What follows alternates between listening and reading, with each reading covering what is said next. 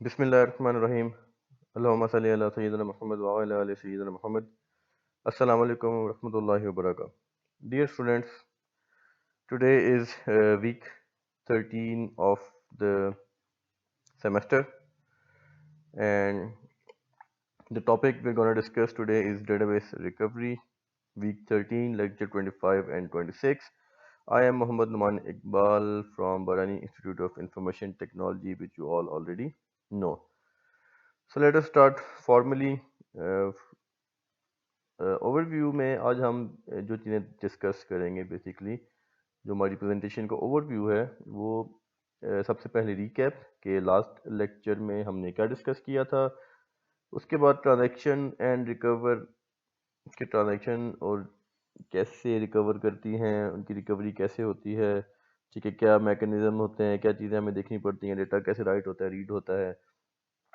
پھر ہم read write buffer دیکھیں گے کہ بیسیکلی بفر جو ہے وہ کیا کام کرتا ہے، کیوں یوز ہوتا ہے، اور ریڈ رائٹ کا میکانزم کیا ہوتا ہے. پھر ڈیٹا بیس میں ٹرانزیکشن کی اپڈیٹ اسٹریٹجیز کون کون سی ہوتی ہیں، اور ریکوری میکانزم میں کیا کیا چیزیں جو ہیں وہ ان کو مد نظر رکھنا ہے. And then at last we will have recovery facilities کہ ایک ڈی بی ایم ایس میں کیا کیا ریکوری فیسلٹیز جو ہیں وہ لازمی ہونی چاہیے. This is the basically overview of today's lecture. اب تھوڑا سا ہم ریکیپ کر لیتے ہیں. لاسٹ لیکچر میں ہم نے جیسے کہ آپ کو پتہ ہے کیا دیکھا تھا کہ ڈیڈ لاک،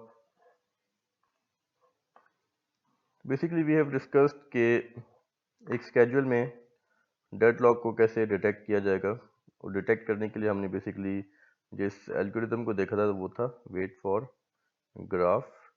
اور ویٹ فار گراف الگوریتم ہمیں یہ بتاتا ہے کہ آیا کہ اسکیجول میں ڈیڈ لاک ایگزسٹ کرتا ہے یا نہیں کرتا. تو اس کی ہم چھوٹی سی ایک ایگزامپل بھی کر لیتے ہیں. Let us consider the following schedule جس میں ہمارے پاس دو ٹرانزیکشن ہیں T1 اینڈ T2. تو بیسیکلی ویٹ فار گراف بنانے کا جو رول تھا وہ بڑا سمپل سا تھا. سب سے پہلے ہم نے یہ کرنا تھا کہ ہر ٹرانزیکشن کے لیے ایک نوڈ بنا لیں.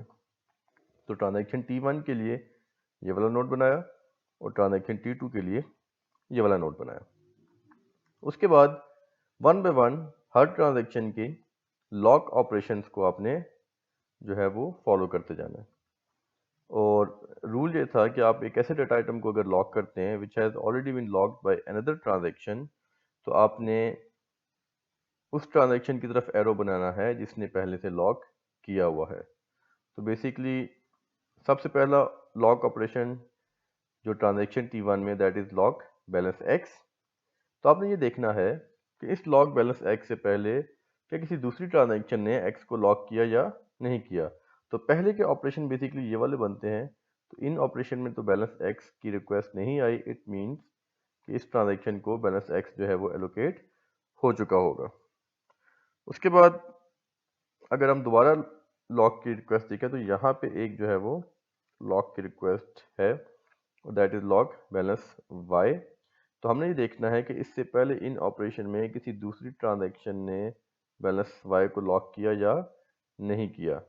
تو آپ دیکھ سکتے ہیں کہ اس آپریشن میں بیلنس وائی پہلے سے لاک ہو چکا ہوا ہے. تو جو ٹرانزیکشن پہلے ریکویسٹ کرے گی اسی کو ڈیٹا آئٹم ایلوکیٹ ہوگا، وچ مینس کہ balance Y is allocated to transaction T2.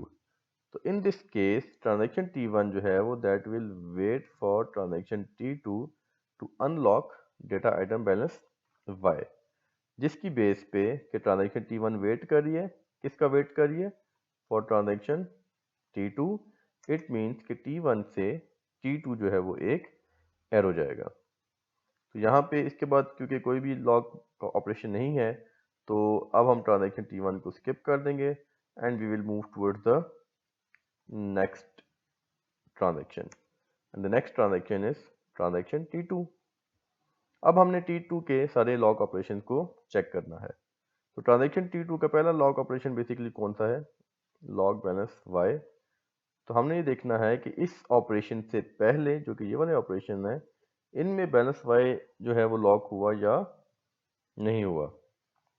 تو آپ دیکھ سکتے ہیں کہ ان میں جو ہے وہ بیلنس وائی جو ہے وہ لاک نہیں ہوا. اٹ مینس کہ in this case balance by transaction T2 کو ایلوکیٹ ہو چکا ہوگا. اس کے بعد آپریشن اگر آپ 1 بائی 1 دیکھتے رہیں تو یہاں پہ ایک اور ریکویسٹ ہے for locking of balance X. تو اب یہ دیکھنا ہے کہ اس سے پہلے بیلنس ایکس جو ہے وہ لاک ہوا یا نہیں, مطلب اس سے پہلے یہ جو آپریشن ہے. تو آپ دیکھ سکتے ہیں کہ بیلنس ایکس جو ہے وہ آلریڈی ٹرانزیکشن T1 نے لاک کیا ہوا ہے, کیونکہ پہلے ریکویسٹ ٹرانزیکشن T1 نے کی تھی. تو اٹ مینس کہ ٹرانزیکشن T1 کو بیلنس ایکس ایلوکیٹ ہو چکا ہوا ہے. اب کیونکہ ٹرانزیکشن کو ایلوکیٹ ہو چکا ہوا ہے تو transaction T2 will wait for transaction T1. This is why کہ یہ والا ایرو جو ہے وہ T2 سے T1 کہ T2 کو بیلنس ایکس چاہیے تھا اور بیلنس ایکس کس نے ہولڈ کیا ہوا تھا, T1 نے, اس لیے جو ہے وہ ایک ایرو T2 سے T1 موو کرے گا. اب کیونکہ کسی اور طرح کی بیلنس لاک کی ریکویسٹ نہیں ہے تو دونوں ٹرانزیکشن ہماری جو ہے وہ ان کے سارے لاک آپریشن ہم نے وزٹ کر لیے. اب ہم نے دیکھنا تھا کہ آیا کہ گراف میں سائیکل ایگزسٹ کرتا ہے یا نہیں کرتا. تو آپ دیکھ سکتے ہیں کہ آپ ٹرانزیکشن T1 سے اس ایرو سے T2 پہ موو کریں گے اور ٹرانزیکشن T2 سے اس ایرو کی مدد سے وچ آر ڈائریکٹڈ ایروز سے دوبارہ سے ٹرانزیکشن T1 پہ موو کر سکتے ہیں. تو اس کا مطلب ہے جہاں سے آپ موو کر رہے ہیں اگر آپ دوبارہ اسی جگہ پہ آ سکتے ہیں تو it mean this is a cycle. تو پھر ہم ڈکلیئر کر دیں گے جی cycle between transaction T1 and T2 کہ T1 اور T2 میں سائیکل تھا. اور گراف کا رول یہ تھا کہ اگر گراف میں سائیکل ہے which means کہ deadlock exist in the schedule. یہاں پہ ایک بات ذہن میں رکھیے گا کہ جو سائیکل ہے وہ ضروری نہیں کہ 2 ٹرانزیکشن میں ہو, it can be between more than 2 transactions as well. اس کی چھوٹی سی ہم ایک ایگزامپل کر لیتے ہیں. فار ایگزامپل کہ یہ میرے پاس نوڈ ہے for transaction A and this is for transaction B and this is for transaction C. اب کو لیٹ سے میں کہتا ہوں جی A سے B ایک ایرو تھا اور B سے C ایک ایرو تھا اور C سے A جو ہے وہ ایک ایرو تھا.